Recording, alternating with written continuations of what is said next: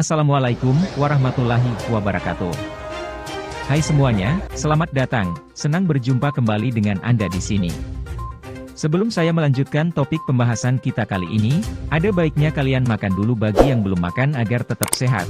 Kalau sudah silahkan langsung subscribe channelnya agar saya lebih bersemangat dalam membuat video-video berikutnya. Air sumur Zam-Zam selalu bersih, tidak mengandung lumut, serangga, jamur, atau kotoran lainnya.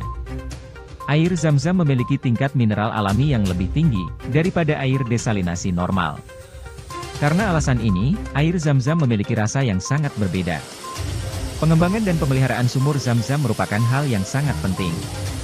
Sumber air dilindungi selama berabad-abad dengan berbagai cara.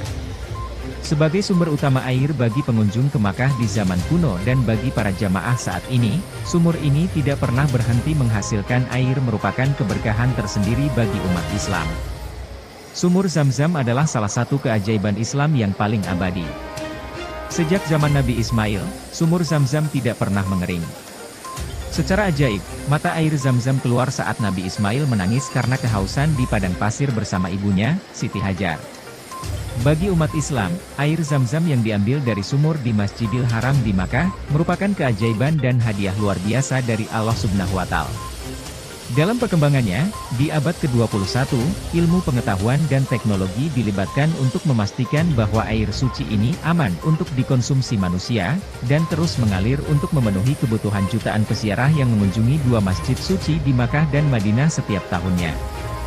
Sejarawan dan ahli geologi sepakat bahwa sumur Zam-Zam, yang terletak hanya 20 meter di sebelah timur Ka'bah di Masjidil Haram, mungkin berusia setidaknya 4.000 tahun. Sumur Zam-Zam dibangun di atas mata air yang memancar untuk meringankan penderitaan Hajar dan Nabi Ismail, yang pada kala itu ditinggalkan Nabi Ibrahim sendirian di padang pasir atas perintah Allah. Sahih Al-Bukhari abad ke-9, sebagai kumpulan hadits yang paling otoritatif yang merekam ucapan dan ajaran Nabi Muhammad, menceritakan bagaimana Hajar, yang mencari air dengan putus asa, berlari 7 kali antara Bukit Safa dan Marwah sebelum malaikat Jibril muncul dan menyebabkan air mengalir dari tanah yang tandus. Nama Zam-Zam berasal dari frasa, zome-zome, yang berarti berhenti mengalir, sebuah perintah yang diulang-ulang oleh Hajar saat berupaya menahan mata air itu. Seiring berjalannya waktu pada masa itu, daerah sekitar sumur Zam-Zam menjadi tempat peristirahatan para kafilah, yang akhirnya berkembang menjadi kota Makkah hingga saat ini, kemudian di tahun 570 Masehi, menjadi tempat kelahiran Nabi Muhammad Shallallahu Alaihi Wasallam. Di beberapa titik selama era Ottoman, sumur itu tertutup di dalam sebuah bangunan. Selama berabad-abad sumur ini mengalami banyak perubahan sampai akhirnya dihancurkan pada tahun 1964, ketika mataf atau pelataran Ka'bah harus diperluas agar aman melayani peziarah yang jumlahnya makin hari makin meningkat. Saat itu, sumur ditutup dan bukaannya diposisikan ulang di ruang bawah tanah sedalam 2,5 meter di bawah permukaan.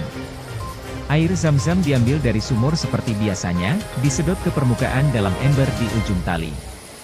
Kini, penggunaan pompa listrik dapat menyedot hingga 18,5 liter air Zam-Zam per detik. Corong tua sumur, lengkap dengan katrol dan ember yang menceritakan sejarah ini, bisa dilihat di Museum Arsitektur Dua Masjid Suci, Exhibition of the Two Holy Mosques Architecture, di Makkah. Air Zam-Zam berasal dari akuifer di bawah Makkah, lapisan aluvium, pasir dan kerikil, di atas batuan pembawa air yang menyerap curah hujan dan limpasan dari perbukitan di sekitar kota. Pemantauan tingkat air di sumur dan akuifer sekitarnya adalah tanggung jawab Saudi Geological Surveys Zam-Zam Studies and Research Center. Terlepas dari variasi musiman yang besar dalam curah hujan, dan jumlah peziarah yang terus bertambah, sumur Zam-Zam tidak pernah kering. Pada tahun 2013, pembukaan King Abdullah bin Abdulaziz Zam-Zam Water Project, KPZW, yang dibangun dengan biaya 700 juta rial Saudi. Proyek ini menghilangkan banyak metode lama yang tidak profesional terkait dengan pemompaan, penyaringan, pendistribusian dan pengisian air, menggantinya dengan teknologi terbaru dan teraman. Dulu, air dibotolkan secara manual dalam berbagai ukuran wadah, tanpa mengikuti proses pembotolan resmi, mengakibatkan polusi air yang tidak diinginkan. Namun, dengan proyek baru ini, ada dua ukuran utama wadah resmi yaitu 5 dan 10 liter, di mana air diolah, dibotolkan, disimpan, dan didistribusikan secara efisien. Air dipompa melalui pipa baja tahan karat bawah tanah ke pabrik KPZW di Kudai, 5 km di selatan Masjidil Haram. Di sini, air Zam-Zam dimurnikan dan disterilkan, menggunakan filter dan sinar ultraviolet, dan seluruh operasionalnya dikendalikan dan dipantau di ruang kontrol pusat berteknologi tinggi.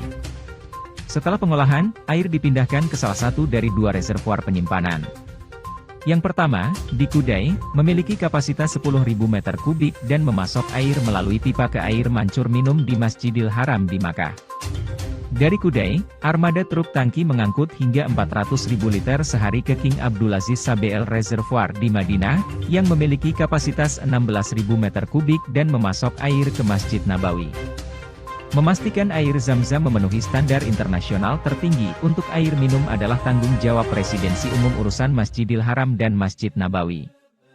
Di bawah arahannya, 100 sampel acak diambil setiap minggu dan diuji kemurnian mikrobiologis dan kimianya di laboratorium di dalam Masjidil Haram.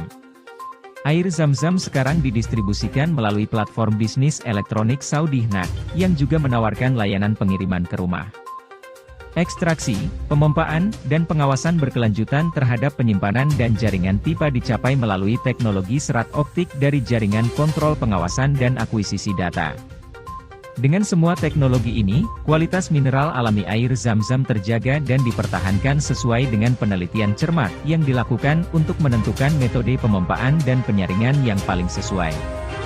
Untuk mencegah semua karakteristik air Zam-Zam terpengaruh oleh kontaminasi alami eksternal, Pusat Studi dan Penelitian Zam-Zam telah menerapkan kontrol kualitas yang ketat.